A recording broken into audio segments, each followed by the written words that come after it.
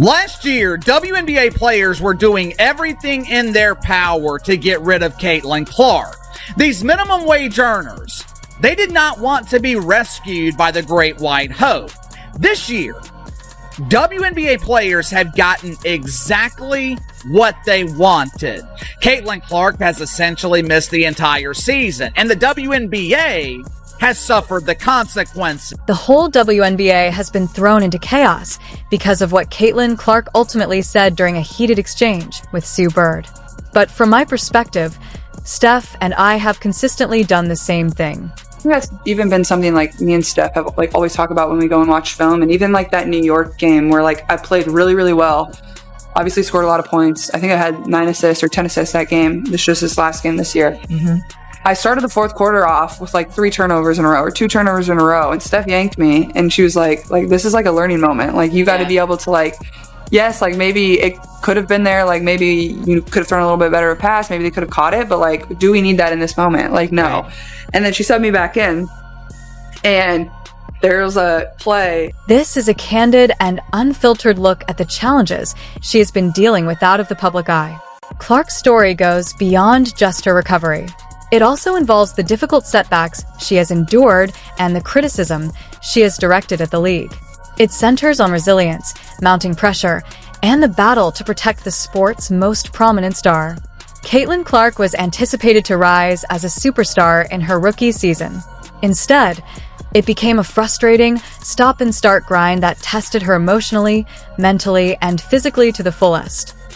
Where I kind of got a steal, and like we're going in transition, and Kelsey Mitchell just like takes off down the middle of the floor, and so there's like 2 people kind of by her, and I literally like go to grab the ball, and then I like just dribble out and I like literally just start smiling so big, and I look at Steph, and I like told her after the game on film. Yeah, I'm like, you don't understand how hard it was for me to not throw. She was sidelined before she ever had the chance to settle into her flow.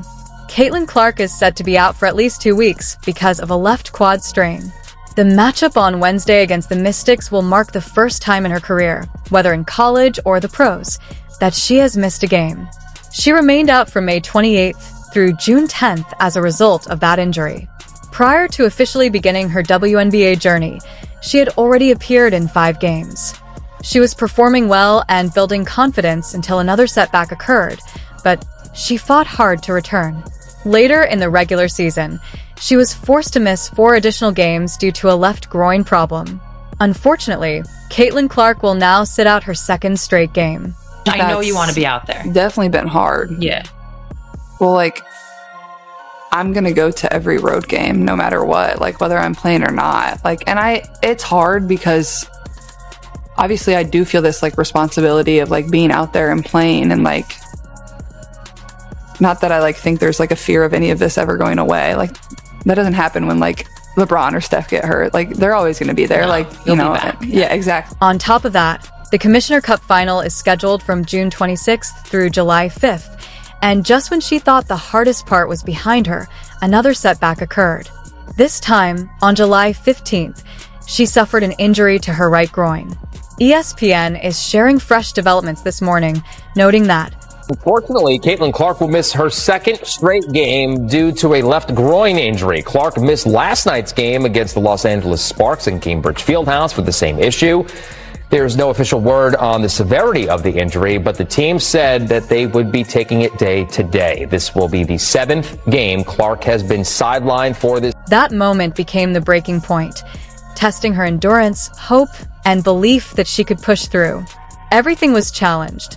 Clark explains that the mental strain was unlike anything she had experienced before. She had never missed a game in college due to injury. Yet, without the benefit of a full training camp, she was thrust into Game 30, forced to rely on a body that repeatedly let her down.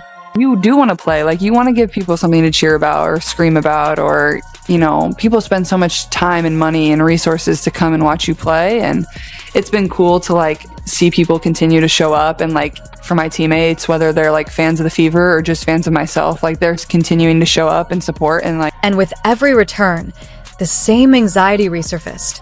Would the injury strike again? The struggle extended beyond her body. Clark was acutely aware of how her absence affected the WNBA. When she played, the Indiana Fever went 8-5, but without her, they fell to 9-9. Attendance dropped. TV ratings slipped. On May 17th, a game on ABC against the Chicago Sky drew 2.5 million viewers with Clark, while a matchup without her only pulled in 1.5 million, barely making an impact. The pressing question, how do you maintain the patience to recover knowing the league suffers without you, was one Sue Bird did not shy away from addressing. Viewership and ticket sales are like up across the WNBA, and then and they're also, when you don't play, there's a dip, like a substantial dip. So how do it impact your patience? You know what I mean? Like, you're coming back from this injury and you know this, everybody knows this, that when you play that changes. Yeah. I guess the better question is, how are you managing it so it doesn't impact your patience? It was a turning point. For the first time, she chose to put her health above the expectations of the league, the fans, and even her own competitive drive. Yet the moment that truly set the internet ablaze came shortly after. While sidelined, Sue Bird asked about her thoughts on coaching from the bench. With a mischievous grin, Clark delivered a line that would be repeated countless times. I'd make a good ref. I think early on with the first couple injuries, I was like, I need to get back. But I think my mom texted me after this last injury, and they know how hard it's been on me. But my mom was like, you've taken so much time for everybody else. You have to take time for yourself now. So just trying to do that the best I can too. No call would escape her notice. She added, I think I'd be a fantastic referee, implying she wouldn't let anything slide. A backseat referee, subtle yet sharp, her words struck directly at the league's officiating credibility. This wasn't just a frustrated rookie venting after a rough game.